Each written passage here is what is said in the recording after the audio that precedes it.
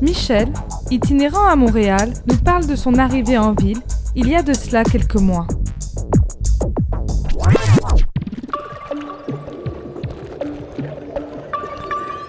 Moi, je suis du Saguenay. Je travaillais dans une grosse compagnie, ben de l'argent. Un petit peu de problème, on dirait un petit problème de boisson. J'ai toujours été un gros consommateur de boisson. Pas de vie sociale en dehors de la boisson. C'était pratiquement inévitable qu'un jour je me ramasse là. Fait que mon emploi, je l'ai perdu ou je l'ai négocié, mon emploi, pour partir.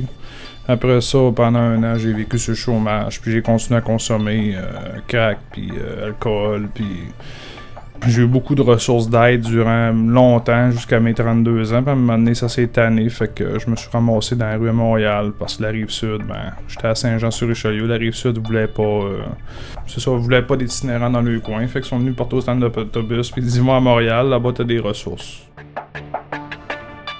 J'étais arrivé à Montréal, puis j'avais plus de chômage, puis j'ai été pour de l'aide sociale, fait que je me suis dit j'ai 6-7 jours à passer dans Montréal en attendant d'avoir un logement. Puis après ça, j'étais tout seul pas mal, là, je faisais mes petites affaires tout seul. Puis c'est ça, à un moment donné, quand j'ai eu mon premier montant, pas beaucoup d'argent, on le dépense. Ça devient un petit peu un rythme de vie... c'est comme inévitable, si on peut dire. Là, pas d'argent, t'es tout de suite pensé, hop, on va prendre une petite bière, après ça, on va faire nos affaires, mais finalement... J'ai passé encore un mois de plus à Montréal, un mois de plus dans la rue. Puis moi, je suis quelqu'un qui avait beaucoup de préjugés envers les personnes qui étaient dans la rue. Je me disais, gars, ils ont juste allé travailler, les Chris, puis qui sortent de l'humain tout seul. Moi-même, qui étais un consommateur de drogue, puis qui buvait énormément, tu sais, je me sentais meilleur que les autres. Moi, j'ai eu la chance de naître dans une famille quand même assez bourgeoise, si on peut dire. J'ai eu une bonne enfance. J'ai jamais rien manqué de rien, puis là je me suis ramassé dans la rue, puis oups, ça me pétait en pleine face.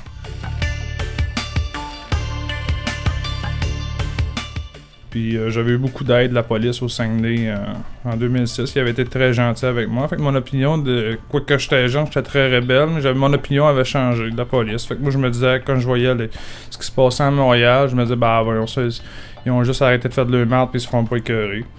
Fait que c'est ça, je suis arrivé dans la rue ici, fait que je me suis été poli avec la police, éventuellement ils m'ont été poli avec toi, et oups, c'est pas vraiment ça qui s'est passé. Au début c'était moins pire, j'avais pas trop de l'air itinérant, mais avec le temps, ma barbe a poussé, un sac sur le dos, un sac de couchage ou une douillette pour dormir, puis là j'ai été catégorisé comme un itinérant. Et tout de suite j'ai vu le changement s'opérer chez la police. Puis là, c'est ça. Une année, je dormais, je savais pas où dormir, pas où manger, où me prendre ma douche. Je n'avais aucune ressource à Montréal. Fait que, une année, je dormais dans le parc Berry, puis ils m'ont réveillé sur un coup sec. Puis ils m'ont dit, là, j'ai dit où est-ce que je vais dormir, si, tu sais.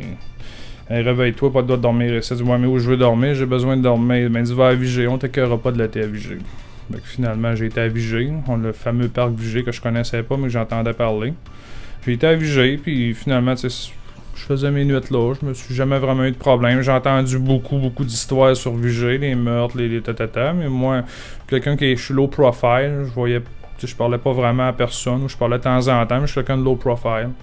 Fait que je faisais ma petite routine, je dormais dans Vigée, je me faisais pas écœurer. Fait que... j'ai pas mal ça, puis au fur et à mesure, j'ai un petit peu appris des trucs, où aller manger, là, les soupes populaires, Bono que je connaissais pas, je connaissais l'accueil Bono parce que tout le monde connaissait ça, mais je savais pas qu'on pouvait aller manger là, fait que j'allais manger là. Puis au fur et à mesure, ça a passé. Puis un jour, j'étais triste, je savais pas quoi faire, je faisais toujours la même affaire, fait que quelqu'un qui me parlait de plaisir. Non, mais au début, c'est ça. Tu vas pouvoir faire des activités, tu vas pouvoir travailler aussi, toxiconnette, tu vas pouvoir, si tu t'impliques là-bas, tu vas aimer ça. C'est un groupe social, des échanges sociaux. Tu vois, des échanges avec du monde comme toi qui consomme. Tu sais, à un moment donné, tu te dis que t'es tout seul à te mettre dans la merde, mais t'es pas tout seul dans la rue, mais tu t'imagines que t'es le seul cave sur la planète à faire des niaiseries de même. Et finalement, non, c'est pas le cas. C'est pas vraiment le cas. Fait ça, je suis arrivé ici, puis après ça, j'ai commencé à tisser des liens avec les gens ici. Moi, j'étais pas ouvert. Quand j'étais à jeun, je suis quelqu'un qui allait voir personne, jamais personne. Je sortais jamais sans consommer, ou même à la fin, j'étais rendu un ermite. Je voyais plus, mes toiles étaient fermées, je consommais tout seul. J'allais travailler. J'étais vraiment un ermite. Là, ce que dans la rue, j'ai découvert un petit peu le vrai monde aussi. J'ai découvert c'était quoi le vrai monde. T'as pas ton char à montrer, t'as pas ta maison à montrer, t'as pas ton chien, ou en tout cas peu importe, t'as pas, tu sais, c'est le monde vrai que tu rencontres. Ça, j'ai trouvé ça frappant finalement. Au fur et à mesure, parce que manque d'argent, je suis pas quelqu'un qui. J'essaie quand même assez de marcher droite dans la rue le plus possible, parce que j'ai l'intention de me remettre quand même sur le marché du travail et tout ça. J'essaie de pas faire Fait que je manque souvent d'argent, fait que je vis à jeun la majorité de mon temps. Michel souhaite malgré tout se sortir de cette situation.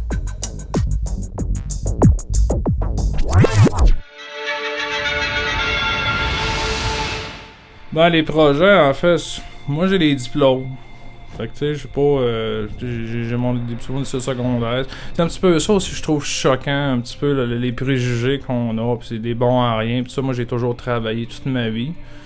Une année arrive avec, peut-être les préjugés envers les consommateurs. Il y a du monde qui sont addicts aux jeux, il y en a qui sont addicts au magasinage, il y en a qui sont addicts au matériel. Ben, c'est la même affaire que la consommation. À un moment donné, ça devient un mode de vie.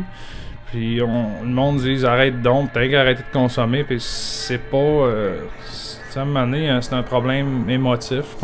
J'ai fait des thérapies, puis ça, j'ai assez bien compris le sens que c'est un problème aussi. Un gros problème émotif. Capable de discuter de gérer tes émotions, discuter de vivre tes affaires à jeu. Tu sais, à un moment donné, tu dis tu consommes, ça t'emmène dans la rue, puis rendu dans la rue, il faut que tu consommes parce que t'es dans la rue, parce que t'es pas capable de vivre. C'est dur d'être dans la rue, là, puis tu te rends compte que à un moment donné, tu dors sur un banc de parc, t'as plus rien, t'as tout perdu. Puis là, moi, ce qu'il me dit dans ma tête, bon, gars, ça recommence à zéro, c'est correct. Si je te cite, c'est beau, ça devait arriver, c'est correct, mais j'aimerais ça me retrouver un petit logement. Fait que c'est un plaisir, d'intervenant pour aller chercher des ressources pour ça, pour ça restarter, parce que c'est pas évident. Quand tu check, quand t'es habitué de gagner 3000$ par mois, puis tu tombes à 500, là, ton rythme de vie change un peu, puis quand 500 arrive, t'as comme tendance à.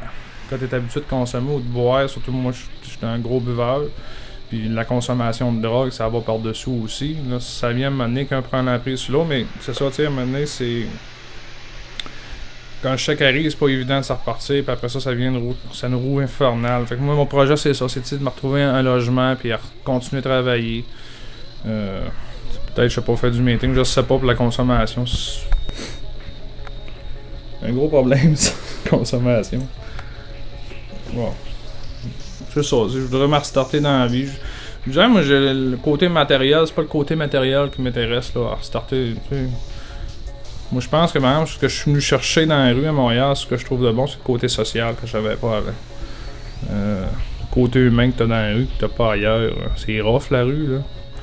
Mais t'as beaucoup de mauvais côtés, mais t'as beaucoup de beaux côtés à la rue. Tu rencontres du monde super pareil, là. Du monde, c'est pas tous des délinquants dans la rue, là. C'est un faible pourcentage de personnes qui fait que on est toutes catégorisés comme une belle gang de trous de cul, excusez-moi l'expression, là. Mais c'est pas le cas, là. C'est quoi la majorité du monde qui vit dans la rue, c'est quoi, soit du monde qui n'a pas eu de chance, soit du monde que c'est la consommation qui a apporté. Il y en a que c'est un choix de vie, je dis pas, mais. Moi, ça fait pas longtemps que je suis là, mais j'ai déjà pris mon pattern, j'ai déjà une routine, là. Je fais mes petites affaires le matin, c'est comme si je vivais ma vie avant, mais sauf qu'au lieu de la vivre dans un appartement et aller travailler, mais je la vis différemment, je la vis dans la rue, tu sais. C'est juste que là, faut que tu ailles manger, c'est pas évident, là, t'as pas un poêle en avant de toi, il faut que tu ailles prendre ta douche, faut laver ton linge, je sais pas. Parce que moi, j'essaie quand même de faire les petites affaires que je faisais avant, mais là, c'est plus pareil, là, tu sais, faut que tu ailles aux toilettes, tu t'envoies une place, faut que tu marches 2 km pour aller manger, faut que tu fasses un autre kilomètre, tu sais. C'est pas ce que tu penses, que ce que tu vois à TV pour aux nouvelles, pis à TVA le soir, là, pis gars, t'as des petits bandits, non, c'est pas ça, la rue, c'est Christy, c'est quelque chose qui t'apporte là, qui t'amène là, puis une fois que t'es rendu là, ben, c'est très très dur d'en sortir.